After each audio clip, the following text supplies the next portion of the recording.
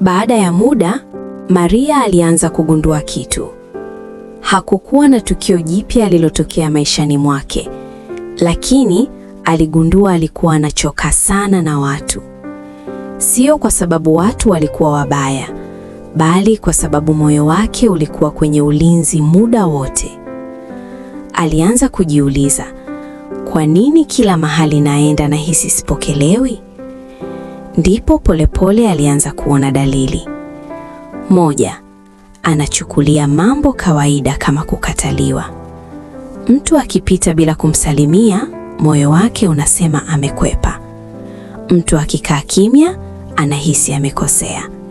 Mtu akipunguza mawasiliano, tayari anaamini ameanza kuachwa. Hakukuwa na ushahidi, lakini ndani yake kulikuwa na hakika. Biblia inasema, aishivyo mtu moyoni mwake ndivyo alivyo. Mithali 23:7. Maria hakuwa anaona watu walivyo, alikuwa anaona kupitia jeraha lake. 2. Anahitaji kuthibitishiwa upendo kila wakati. Alikuwa akijiuliza, uko sawa na mimi? Umekasirika? Mbona kimya? Na hata mtu akimhakikishia, kesho yake anauliza tena. Sio drama, ni hofu ya ndani. Ndiyo maana Lea alipata mtoto wa kwanza akasema, hakika sasa mume wangu atanipenda. Mwanzo 29:32. Alikuwa anatafuta upendo kupitia uthibitisho. 3. Anajitenga kabla hajaachwa. Hii ndiyo ya ajabu zaidi. Maria alianza kugundua huwa anaacha kuwasiliana ghafla, anaepuka watu anaowapenda, na wakati mwingine anaharibu mahusiano mazuri bila sababu. Kwa nini? Kwa sababu roho ya kukataliwa humwambia, ondoka kwanza kabla hawajakuacha. Ni ulinzi wa maumivu. Kama Biblia inavyosema katika 1 Samueli 18:89 ilivyokuwa kwa Mfalme Sauli. Alianza kumwona Daudi kama adui bila sababu. Sauli akamwonea Daudi wivu.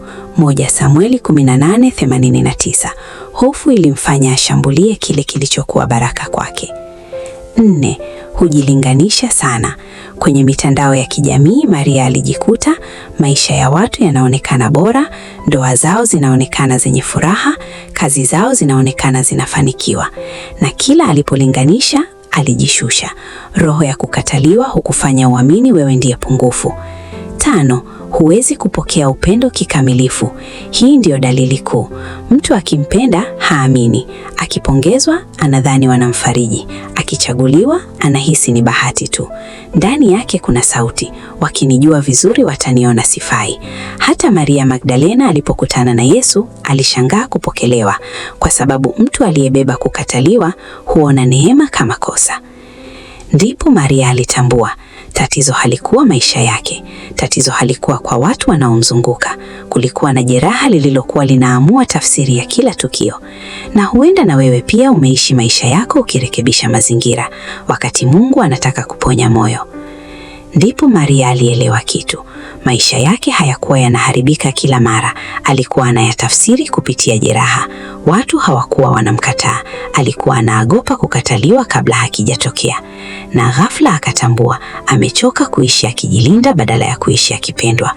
Huenda hata wewe umebadilisha tabia, mahusiano au mazingira, lakini hisia imebaki ile ile, kwa sababu tatizo halikuwa nje, lilikuwa ndani kimya likimwambia jilinde.